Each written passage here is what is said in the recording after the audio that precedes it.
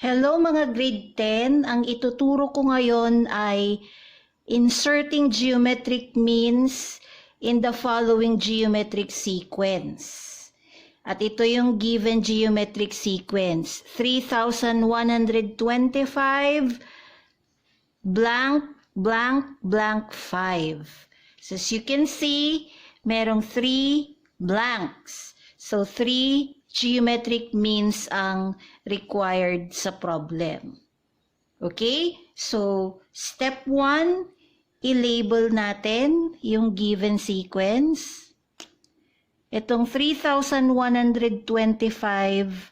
ay ang first term ng sequence at ang notation natin for first term is A sub 1. Notation yan ha. Itong first blank ay ang A sub 2 or the second term. Itong second blank ang A sub 3 or the third term. Itong third blank ay ang A sub 4 o ang fourth term. Tapos itong 5 ang A sub 5 or fifth term. Okay, so dito sa notation for terms, yung subscript is actually the position of the term in the sequence. Okay, so itong first blank natin, yan yung tawagin nating M1 or geometric mean 1. This is M sub 2 or mean 2, the second mean. Tapos this is M sub 3 or mean 3 or the third mean. Okay, next. Ang step 1 is to determine the value of R or the common ratio of the geometric sequence. Step 1, find R. And how do we find R? We use the general formula of a term of a geometric sequence. It's A sub n equals A sub 1 times R raised to n minus 1. This is the general formula when finding any term of a geometric sequence.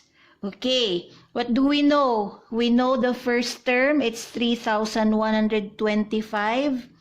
We also know the fifth term, it's 5. So gamitin natin yung available information to find R. 5 is the fifth term. Anong subscript pag fifth term? It's 5. And the subscript is actually the n, represented by n. So let n equals 5.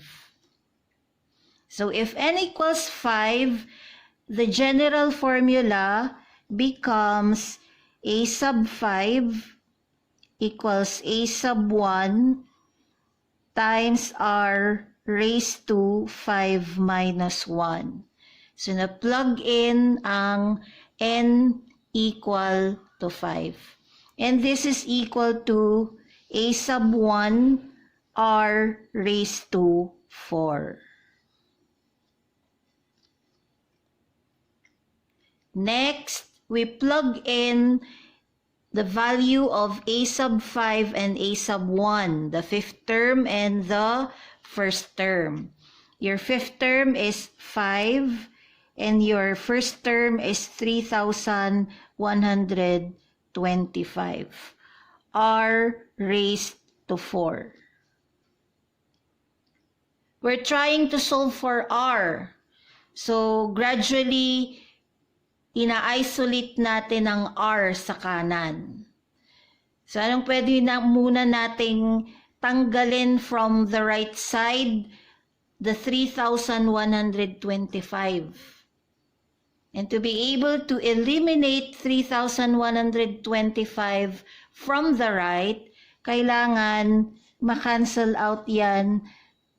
I-divide mo by 3,125. Why divide? Bakit hindi addition or subtraction ang gagamitin? Kasi ang operation between 3,125, ito yung gusto mong tanggalin, and yung gusto mong iwanan na r raised to 4 is multiplication. Pag written side by side yan, the operation is multiplication. And to eliminate it, use the inverse operation of multiplication, and that is division. That's why we divide 3,125 by itself. And by division property of equality, pag dinivide mo yung one side of equation by a certain number, i-divide mo rin yung other side of equation by the same number. So we also divide this by 3,125.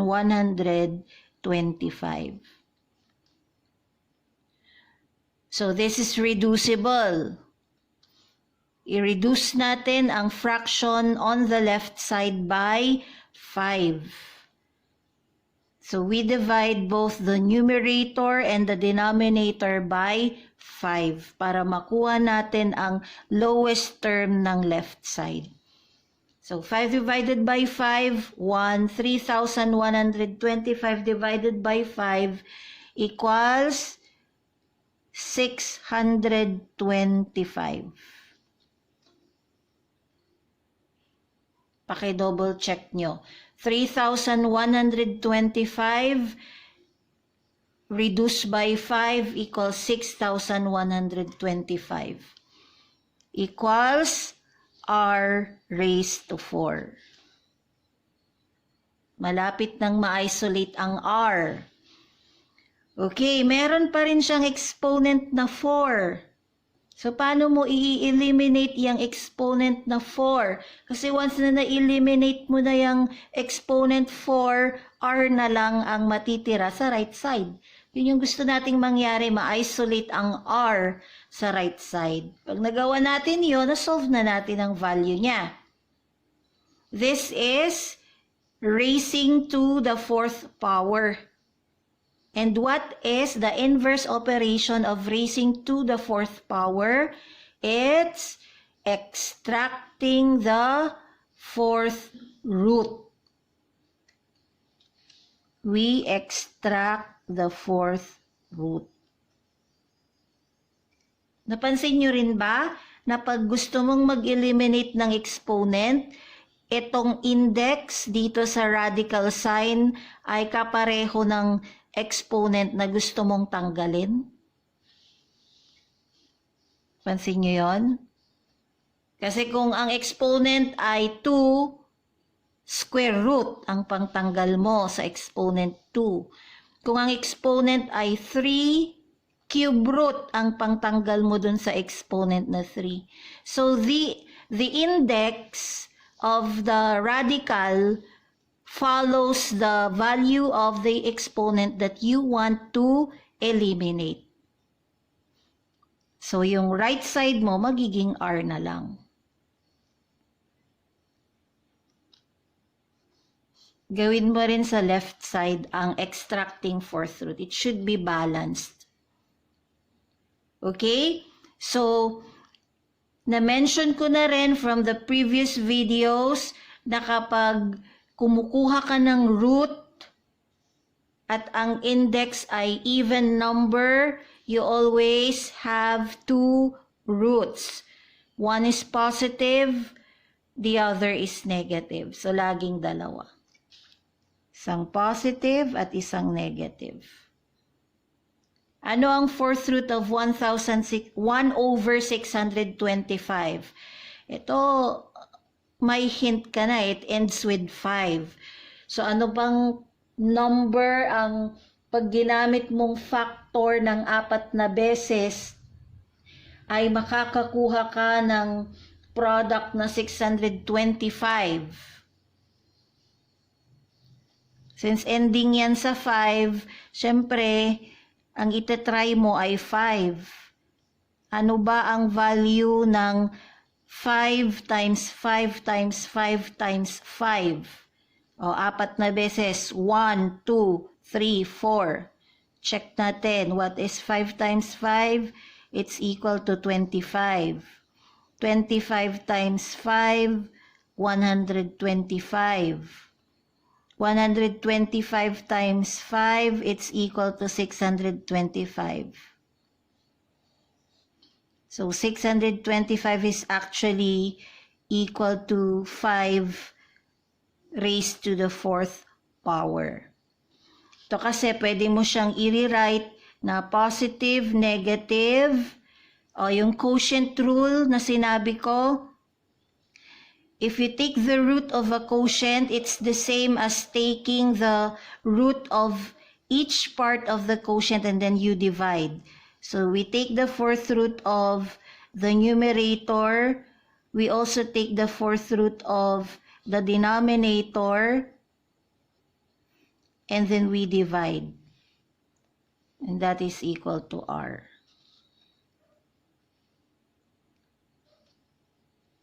Positive and negative.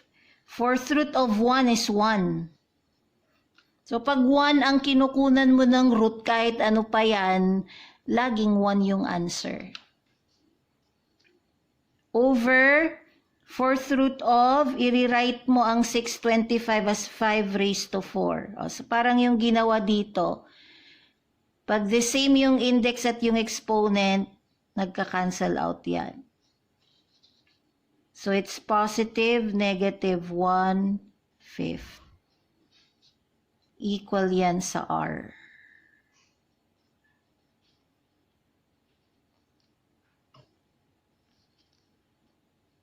So eto yung two values ng R mo. Positive and negative 1/5.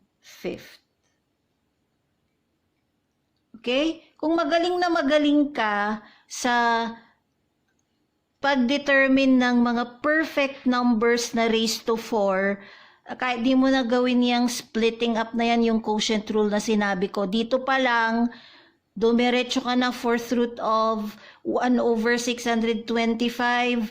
Pag alam mong 1/5 ang sagot, o dito ka na kaagad, matatanggal na tong steps na to. Kahit wala na ito. Okay? Diretso isulat mo na positive and negative 1/5. Ako lang naman kasi pag nagdi-discuss gusto ko detalyado. Assuming hindi lahat ng viewers ay ganun kabilis mag-isip, mag-figure out. Kasi meron din namang mga viewers na nangangapa. So kailangan detalyado yung process para makarelate din yung mga nangangapa. Okay, dun sa mga magagaling na, mabibilis mag-isip, mag-figure out, pwede nyong skip yung mga nilalagay kong steps na sa tingin nyo ay di na kailangang ilagay sa solution. Okay, pagkatapos mong isolve ang R, ready ka na mag-solve ng unknowns. Pwede na tayong mag-solve. Solve natin yung mean 1.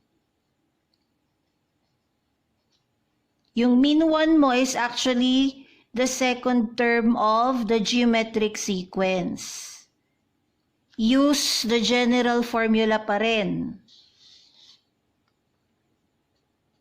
If you're solving for the second term of the geometric sequence, aning subscript mo? It's 2. This is your n. Replace n with 2. So yung general formula magiging a sub 2 equals a sub 1 times r raised to 2 minus 1. And it's equal to, what's your a sub 1? 3 times 3,125. And this is a sub 1 r. Simplify mo. R raised to 2 minus 1 is r. So it's 3,125 times your R, which is equal to positive negative 1/5.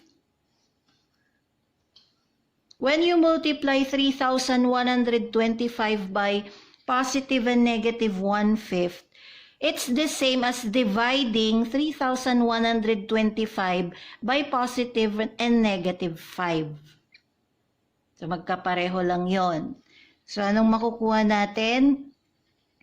Positive and negative. What's 3,125 divided by 5? It's 625.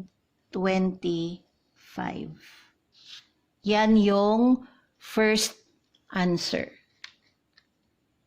Positive, negative, 625.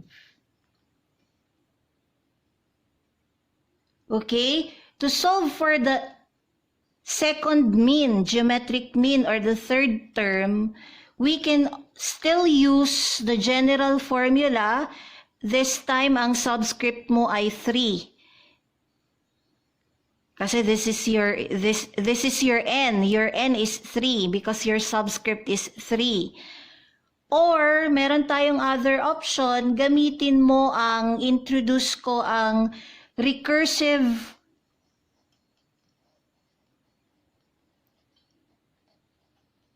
formula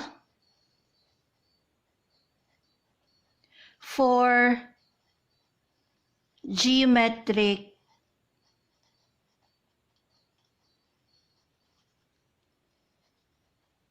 sequence. Question, Tutor Marife, ano ba ang recursive formula? Ang recursive formula ay ang formula kung saan ginagamit mo yung preceding term to get the succeeding term of the geometric sequence. Tanong ulit, ano ba yung preceding? Ano yung succeeding? Preceding in Tagalog, nauna. Succeeding in Tagalog, sumunod. Okay? So, tignan ninyo yung pagkuha ng A sub 2. Hindi ko pa pala nasulat yung recursive formula for geometric sequence. It's actually A sub n equals A sub n minus 1 times R. Anong ibig sabihin ng formula nito? Itong A sub n is a notation for succeeding.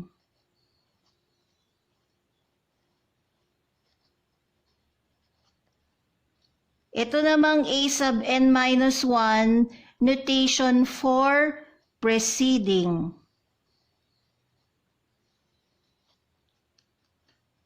So, when you're solving for the second term, ano ba yung preceding term niya? Alin ang mas nauna sa second? It's the first term. Kaya, nung sinolve ang A sub 2, it's equal to the first term times the R. You know, when you're solving for the succeeding, you multiply the preceding by R. Ang preceding ng second ay ang first. Multiply mo by R. So, nagja-jive ang recursive formula for geometric sequence at ang general formula for the term of a geometric sequence. So, either of the two formulas, same lang yung mga makukuha mong answer para dito sa blanks. Okay, let's solve for the third term. And we're going to use the recursive formula. Third term. Alin ang mas nauna sa third term? Yung sinusundan ng third term ay ang second term. Multiply mo by R. So it's equal to, ano yung lumabas na second term mo? Positive, negative, 625. Multiply mo by your R, positive and negative, 1/5.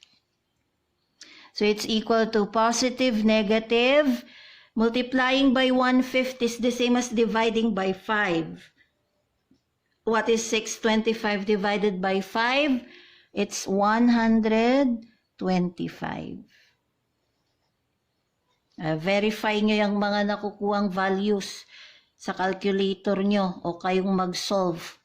So, positive, negative 125. Next, let's solve for a sub 4. Your a sub 3 is actually the same as your geometric mean number 2 or the second geometric mean. Now, we're solving for the third geometric mean or your fourth term. By recursive formula, this is your succeeding term. Ano ang preceding term ng fourth term? Yung nasa kaliwa niya, it's the third term. Multiply mo by r. Nakuha mo ng value ng third term. It's positive, negative, 125.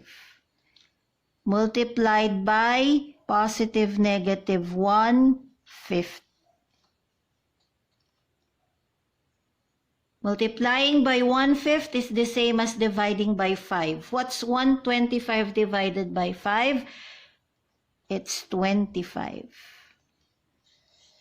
So we have positive or negative 25 for mean 3. Okay? So, ang reason bakit ko inintroduce ang recursive formula, kasi mas simple yung pagkuha ng a sub 3 and a sub 4 using the recursive formula compared to using the general formula. Bakit? Kasi tignan nyo ha, using the general formula, if we are going to solve for a sub 3, so yung n mo is 3. Replace the n's with 3. So yung general formula mo magiging a sub 1 r raised to 3 minus 1. Or a sub 1 r squared. So pag magpa-plug in tayo, a sub 1 is 3,125 times positive, negative 1/5 squared. For example, yung teacher, ibabawal niya ang calculator. O, diba?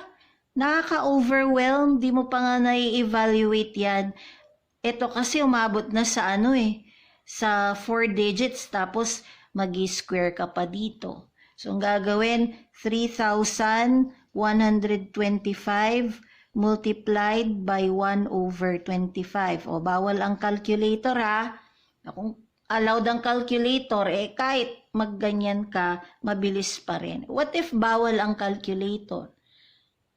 I am sure kahit grade 10 na, mahihirapan sa 3,125 divided by 25 kung hindi na master masyado ang division by 2-digit number. Okay? So, kung i-compare mo ang pagkuha ng third term using the recursive formula dito sa general formula method, mas simple ito.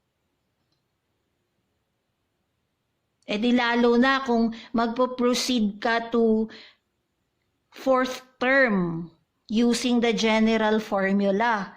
Kasi ang mangyayari, i-cube mo na yung r. So pag i-cube mo yung r, ano ba ang 1/5 cube? It's 1/125. And multiplying 3,125 by 1/125 is the same as dividing it by 125. O di lalo nang mas naging mukhang komplikado kasi nagdi-divide ka na by a 3-digit number. So, ang tendency niyan, yung mga hindi maganda ang pundasyon sa dividing, sa arithmetic nila, nung elementary, mau-overwhelm na. Feeling niya, mahirap na. O, kung titignan mo yung fourth term, yung process ng pagkuha ng fourth term dito using the recursive formula, mas lalo ngang sumisimple.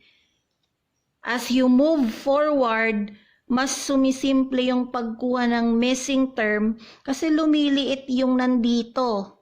Naka-fix kasi yung R mo times positive negative 1/5. Ito, lumiliit. You start from 3,125, naging 625, naging 125. So, mas sumisimple pa nga yung pagkuha ng mga succeeding terms niya using the recursive formula. Okay? So, bago itong na-introduce ko na ito kasi dun sa previous videos ko regarding the same topic, insert geometric means, kaya nga lang yung required ay 2 lang. Nakafocus lang ako dito sa general formula. Hindi ko na-introduce ang recursive formula for geometric sequence. So, ito nakilala nyo na ang recursive formula for geometric sequence. Memorize nyo to. Madali lang siyang i-memorize. Okay? Nakaka-overwhelm lang yung notation. Pero notation lang yan. Ito lang yung katumbas niyan. Ibig sabihin niya in words.